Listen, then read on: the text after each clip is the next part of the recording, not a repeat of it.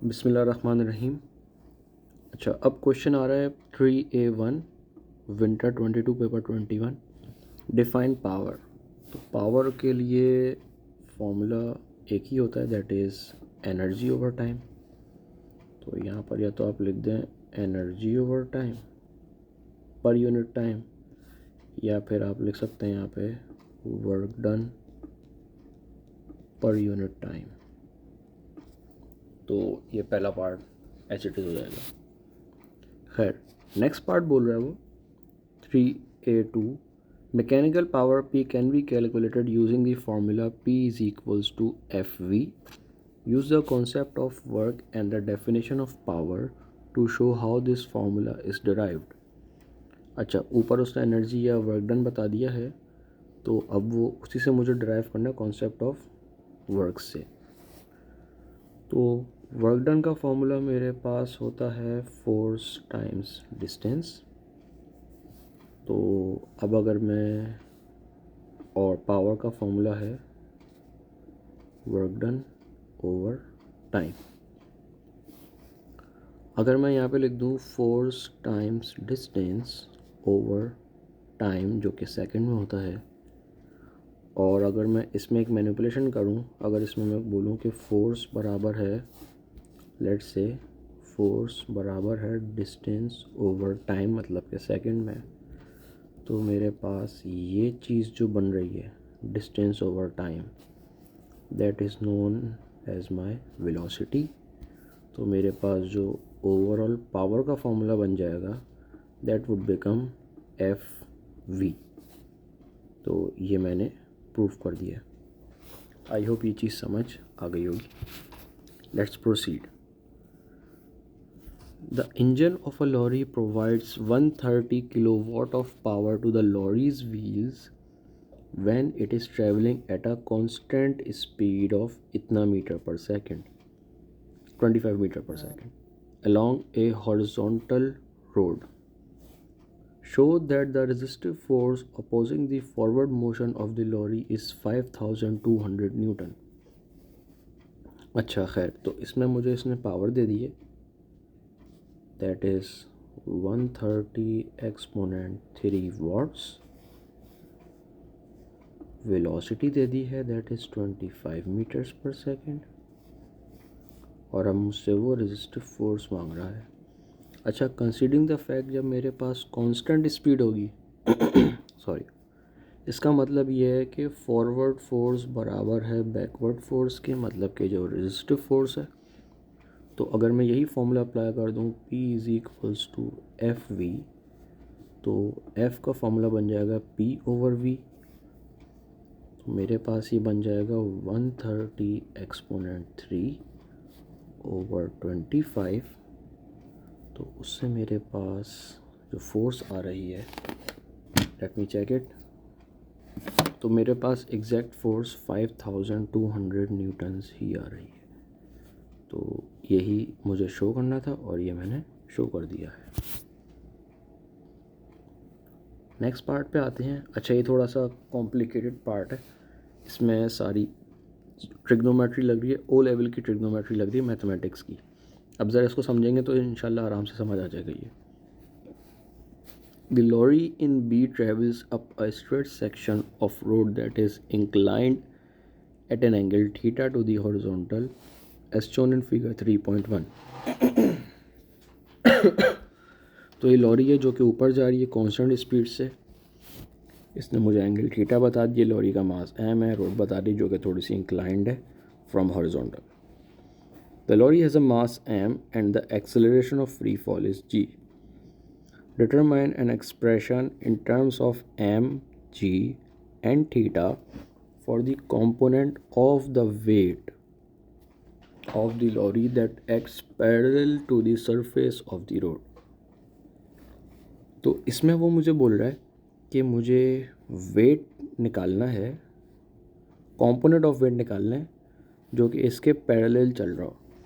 अच्छा, इसको समझने के लिए मैं थोड़ा सा इसको सही से समझाने के लिए थोड़ा यहाँ पे डायग्राम बना रहा हूँ एक। ये मेरी एक रोड है और ये मेरी ट्रॉली है, वो ट्रक है फॉर एग्जांपल, मैं इसको पॉइंट मास अज्यूम कर रहा हूँ। अब इसका जो वेट है वो हमेशा टूवर्ड्स बॉटम जाता है और वेट बराबर होता है mg के। अब क्योंकि मुझे वेट को मास, ग्रेविटी एंड थीटा में एक्सप्लेन करना है तो मैंने इसको फ़िलहाल mg बोल दिया। अब ज़रा इस बात को समझना बेटा गौर से कि अगर मैं यहाँ पे एक बनाता हूँ प्लेन, सॉरी ये थोड़ा मैं हॉरिजॉन्टल बना रहा था, नहीं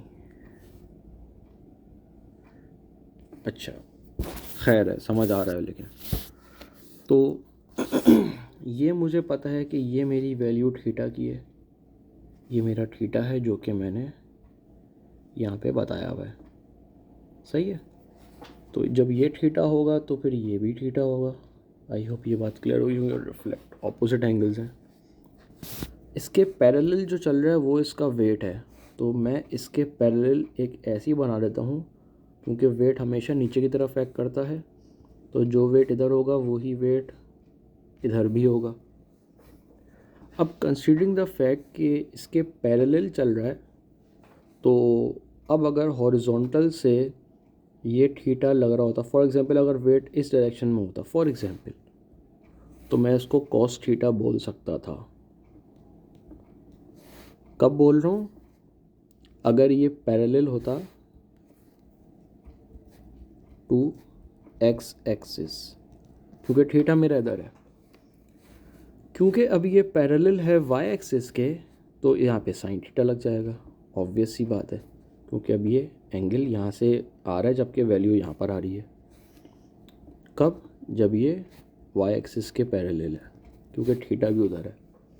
तो इस वाले केस में समझने की बात ये है, अब ज़रा यहाँ पर आ जाते हैं।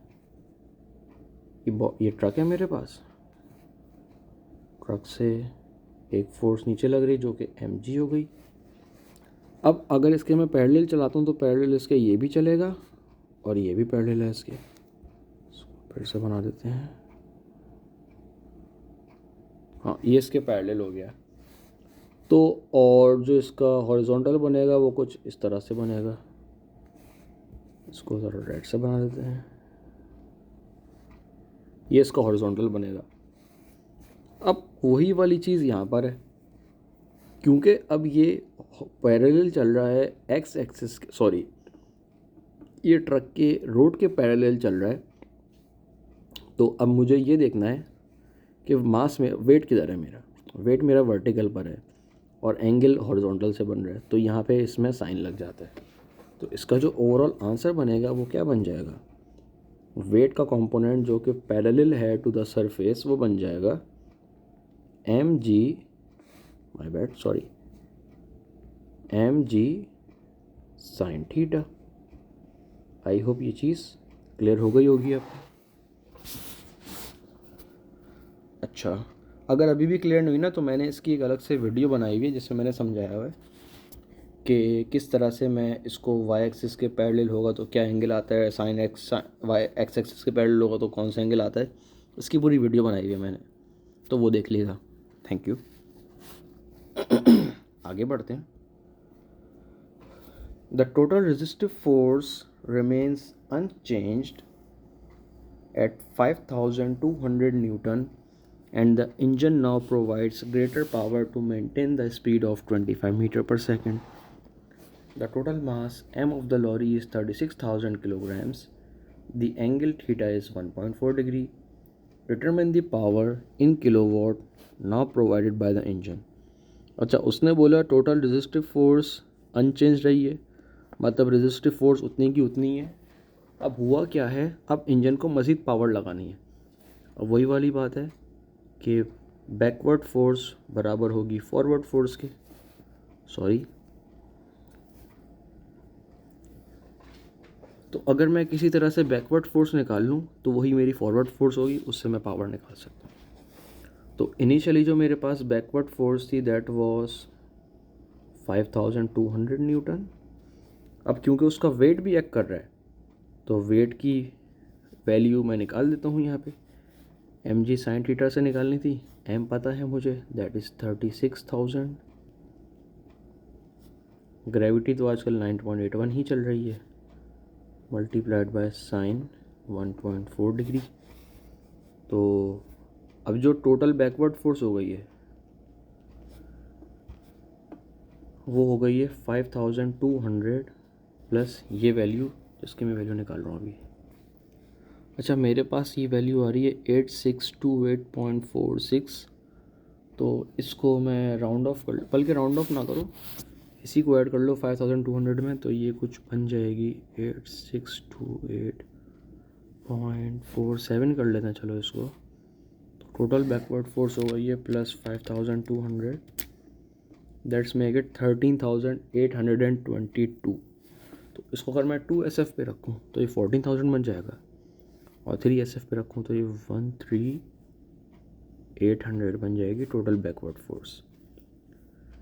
बैकवर्ड फोर्स मेरे पास आ गई है। पावर का फॉर्मूला था फोर्स इनटू वेलोसिटी, तो फोर्स मेरी 13800 टाइम्स वेलोसिटी दैट वाज 25। तो अगर मैं इसको मल्टीप्लाई कर दूं दोनों को तो मेरे पास वैल्यू बन रही है 34,000 345,000।